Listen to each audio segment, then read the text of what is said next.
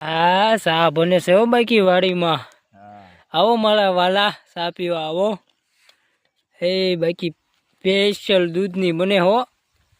હા બિસ્કિટ જેવી. કપા તોડી ગયો છે.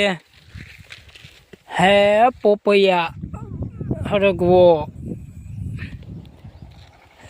બાકી આવો મારા વાલા સા પીવા આવો.